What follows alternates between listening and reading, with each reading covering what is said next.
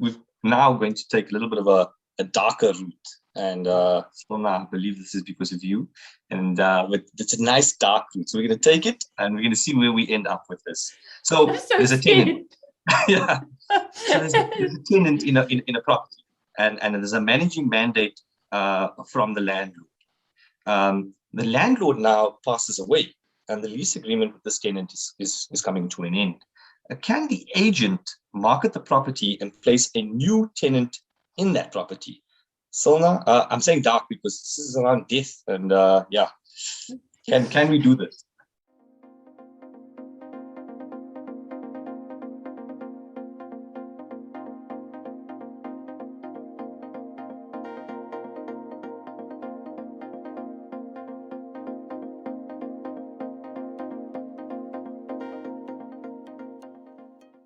I think I first need to explain why you say this is because of me. So actually, before we start, I'm alive and well, thank you.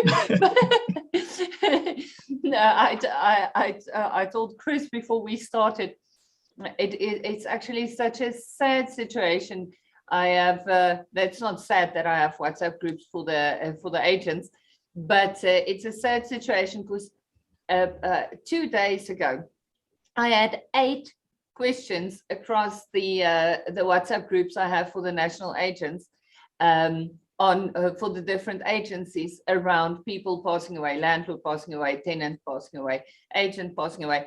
And it was such a grim thing. And I said to Chris, let's now just carry on with these questions, because the fact that I get 8 relatively similar questions on a day probably means there's quite a few of our viewers with the same question. So that's where it's coming from.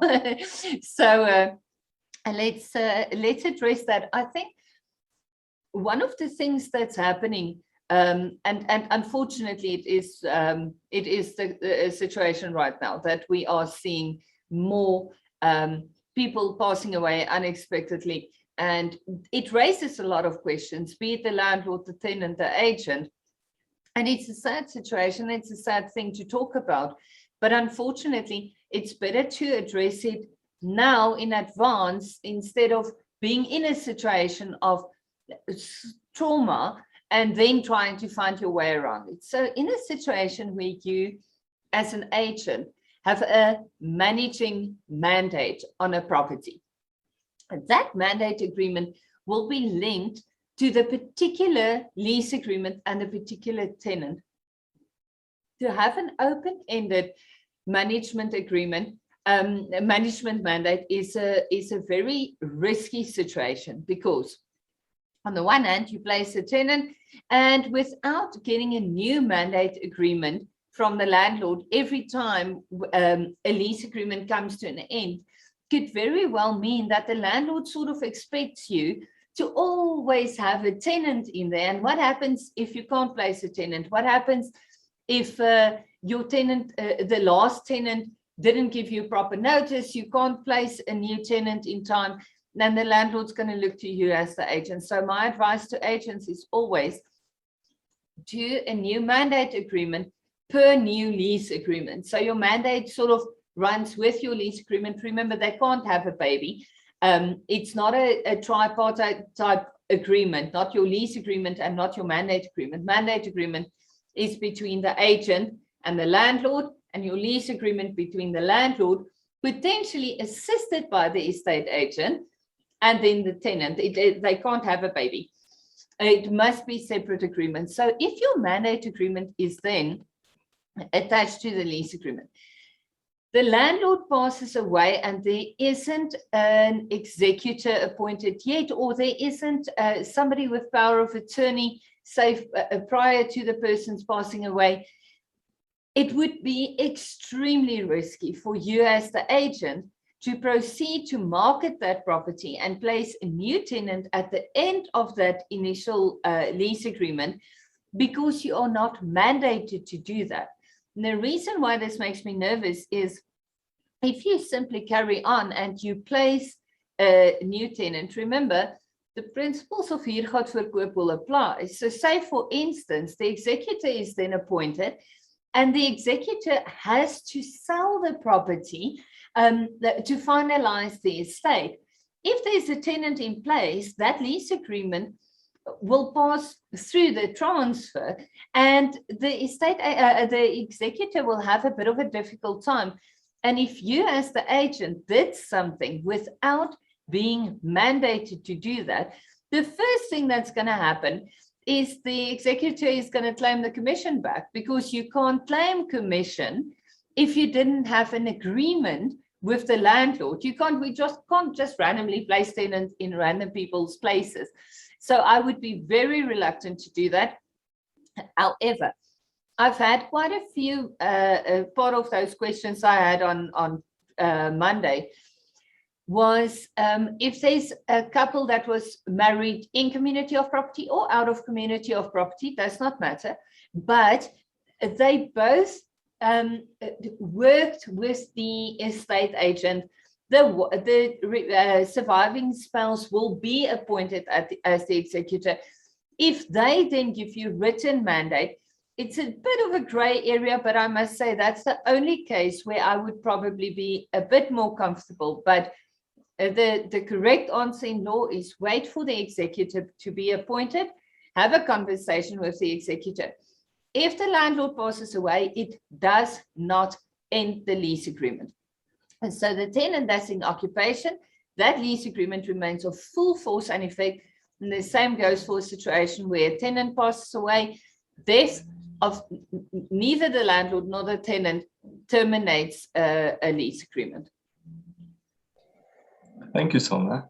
I'm a tenant in a block of flats owned by one individual. Recently, my landlord has been making my stay extremely uncomfortable. He has allowed individuals to occupy vacant units on my floor rent-free. These individuals are extremely loud and at times aggressive. I believe my landlord is trying to force me out of the property without following due process. I have never defaulted on my rent, and I have never breached any of the terms in my lease agreement. What are my rights in this regard? Bruno, can we advise here? So it's an interesting question, because I mean, I suppose it comes down to the facts, which is always difficult, because I mean, we, especially as lawyers, we always work on either one side or the other side, depending on the version and depending on who your client is. So, I mean, from the landlord's perspective, the fact is the landlord is entitled to do with the property as they please. If they want to rent the property out to someone, they can.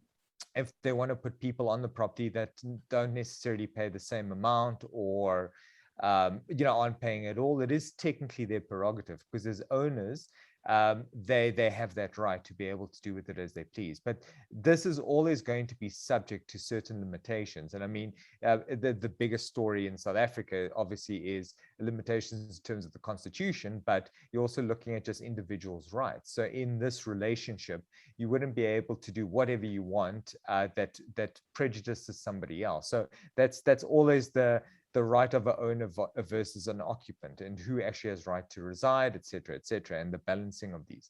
So in a case like this, it depends from what angle you're looking at. So if we put on the landowner hat and assume that he is innocent and not doing anything wrong, sorry, it's, he's entitled.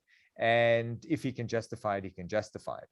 Interestingly enough, from that perspective, just a little bit of a warning. I've had encounters with the Rental Housing Tribunal when it comes to the amount of rent being charged and complaints being laid by tenants in inner city buildings, where the amount of rent can be assessed by the Rental Housing Tribunal, and they can give awards that adjust this rent. So in a situation where you're renting out the property for far less to somebody else, and this goes to the Rental Housing Tribunal, just be warned that might be some factor that they consider as to whether what you're charging is fair or not fair. But I mean, aside from that, because that's like a digression, now if you look at it from the tenant's perspective, a lot of situations like this very often arise where landlords, for instance, especially in communes, they do it intentionally, where they stick people in adjacent rooms, to make life uncomfortable for tenants that they do want to rid themselves of. If there's sufficient evidence to show that this is the intention of the tenant, of the landlord, and the tenant is suffering prejudice because of this, arguably, I would say, yes, you know what, there is a case to actually get interdicts or go to the rental housing tribunals, lay the necessary complaints. Absolutely.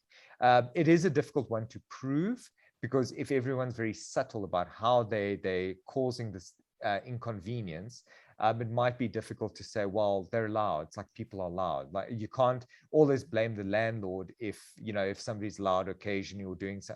So it is a bit difficult, but if it's apparent, and if one can really tell that this is a move, and like you get communication that this is in fact the case, and that's why they were put there, go to the rental housing tribunal if budget is an issue, and they should be able to assist you with this. If you'd prefer, an attorney would actually be able to also assist through interdicts using the court system. That's obviously a bit more expensive, but yeah, effective.